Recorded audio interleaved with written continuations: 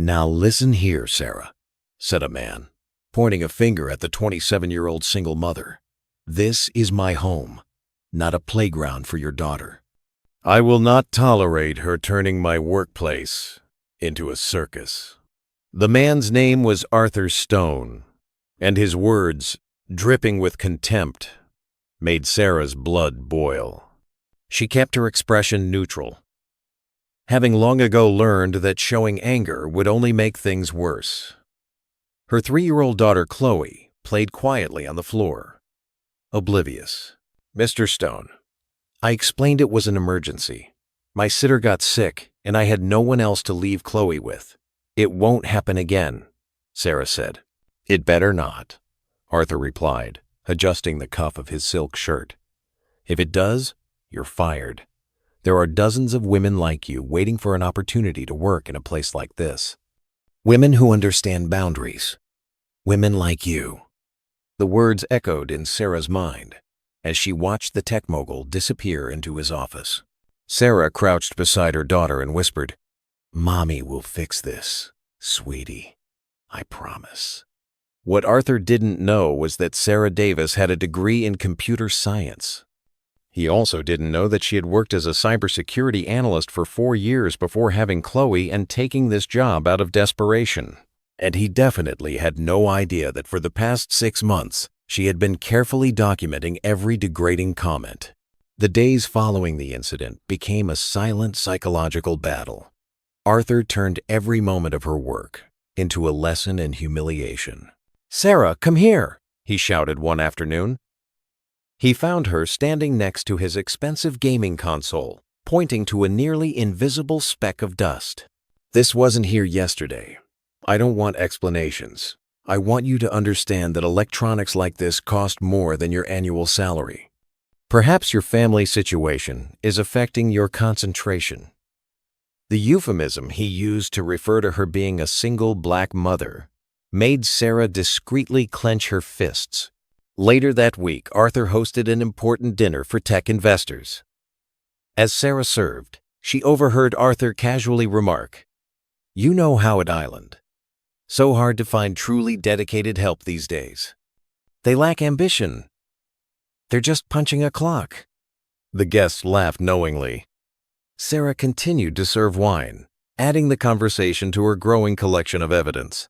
The turning point came with a key business visitor, a venture capitalist interested in Arthur's latest app. During lunch, Sarah served the meal. "My apologies for the delay," Arthur said to the investor in English. "You know how hard it is to find competent help when you have to hire from certain demographics. Diversity issues, you know? Sometimes we're forced to accept lower standards." He spoke as if Sarah were invisible. "Fortunately, she's well-trained and knows her place," he added. At that moment, something inside Sarah changed. It was no longer just about a job.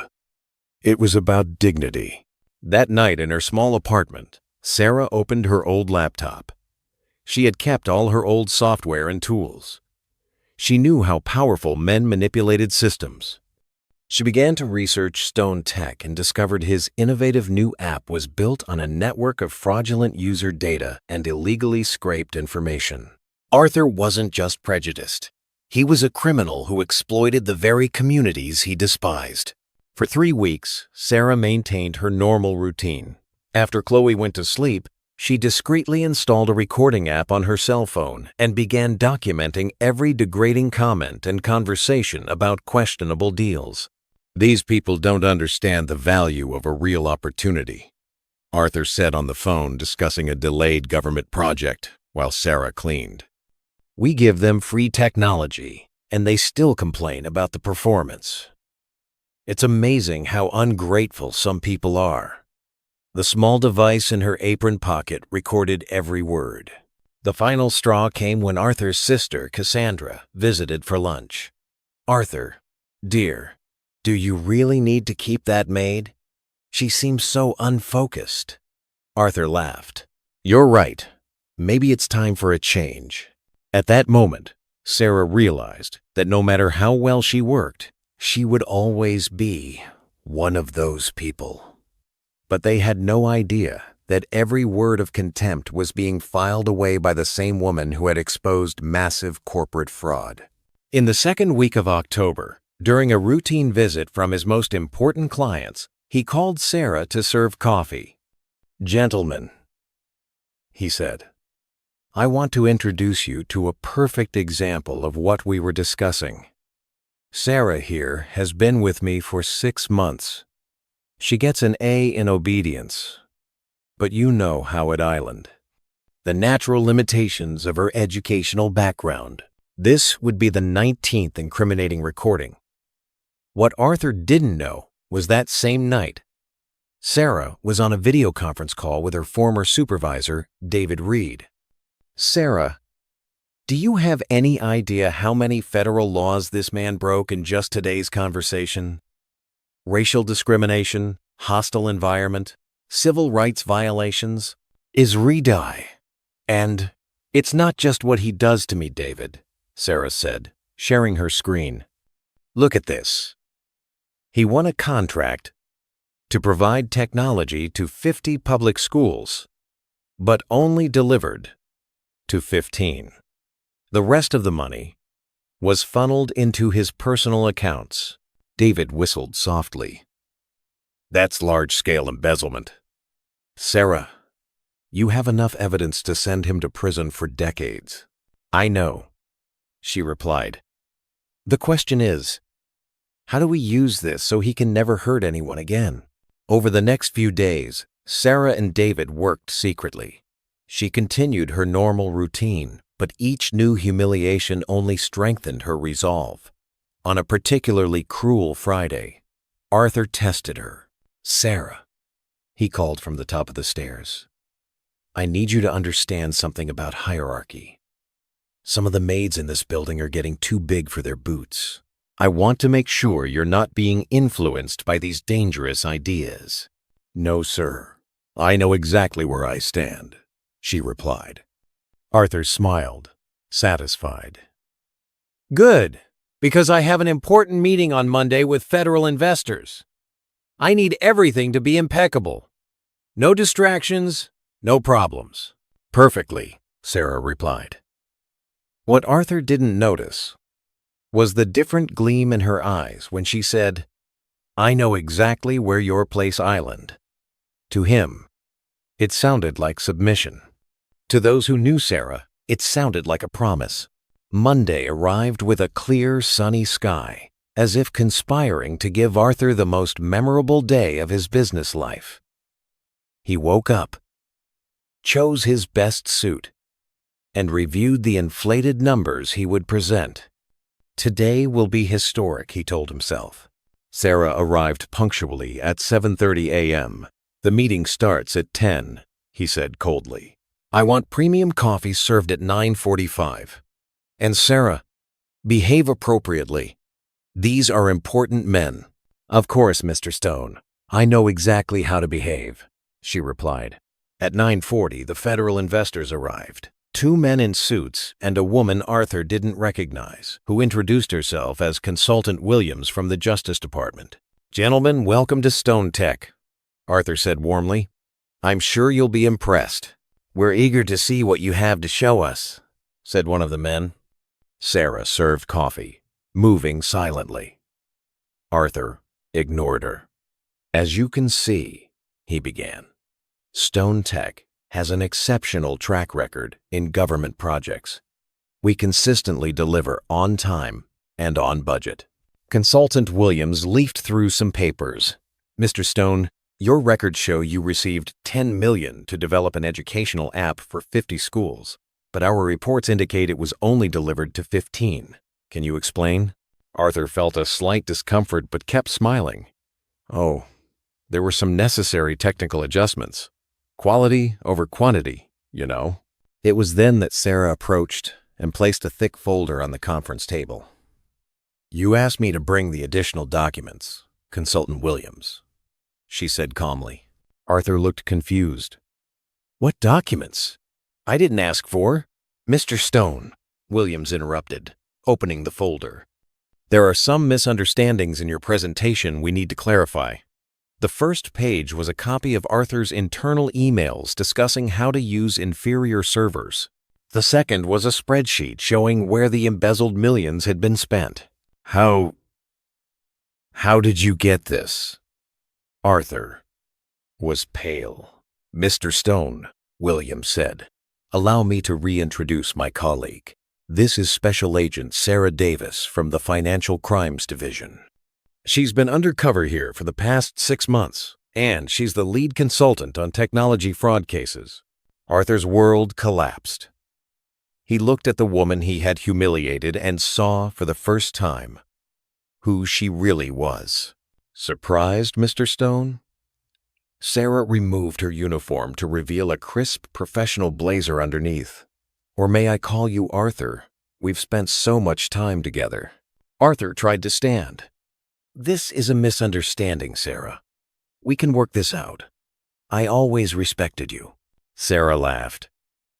Respected me? Do you want to hear how your business partner truly treated me?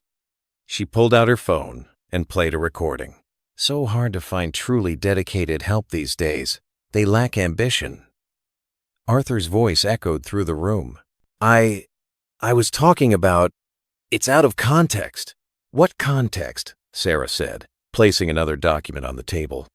Justifies you telling a client that people like me have natural limitations of educational background. Arthur looked around desperately. You have a daughter, Sarah. Think of her. If you do this, you'll destroy my career. No one will ever hire me again. Sarah smiled. Arthur, my career is just beginning. I've been promoted to Director of the Federal Department's Tech Investigations Division. My first official case will be to ensure that every penny stolen from those public schools is returned to the communities you exploited. Everyone, the color drained from Arthur's face. Director? You were... I've always been a cybersecurity analyst, specializing in corporate fraud, infiltrating your scheme, she said. Every day cleaning your apartment, every humiliation you imposed on me, it all built the strongest federal case against tech corruption in the last decade. As Arthur was led away in handcuffs, he shouted one last time, "This is a conspiracy! You can't do this to me!" Sarah watched from the window. The moment had finally arrived that made every second of suffering worthwhile. 3 months after Arthur's arrest, the local news opened with a headline no one had predicted. Former housekeeper becomes federal director, recovers $10 million in stolen tech funds. Sarah Davis adjusted her blazer as she walked through the corridors of the federal department. In her hands, she carried the final report documenting how Arthur's schemes had harmed thousands of students in 5 different states. What we discovered with your evidence goes far beyond what we imagined, her former supervisor David told her. It wasn't just Stone Tech. It was an entire network of businessmen exploiting government programs. How many have been indicted so far? Sarah asked. 32 businessmen, 2 politicians, and a judge. Your recordings brought down a 15-year conspiracy. Across town, Arthur Stone waited on the cold bench of a federal penitentiary.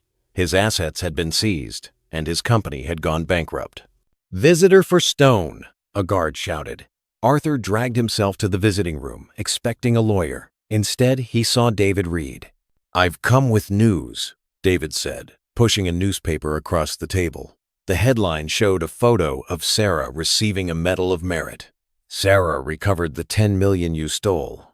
The money is being used to build new computer labs for those schools." Arthur read the article with growing horror. Sarah had not only destroyed his life, but had turned her own destruction into hope for the thousands he had exploited. You know what else? Her scholarship program, funded with some of the recovered money, allows young people from those communities to study computer science and law at a university named after her, the Sarah Davis Institute of Technology. Meanwhile, at the inauguration ceremony for the first new computer lab, Sarah held Chloe, now 3.5, as hundreds of families applauded her. "Is Mommy a hero?" Chloe asked. "Mommy just did what was right, sweetie. Sarah said. And she learned that sometimes we have to be patient and smart to make justice happen. 6 months later, Sarah's story became a case study in universities across the country. Her strategy of patience, meticulous documentation, and intelligent use of the legal system became a model for confronting injustices. Arthur discovered that the real prison was living with the knowledge that the woman he had despised had built a legacy of justice on top of his own ruins. The best revenge truly is the success that your enemies could never imagine.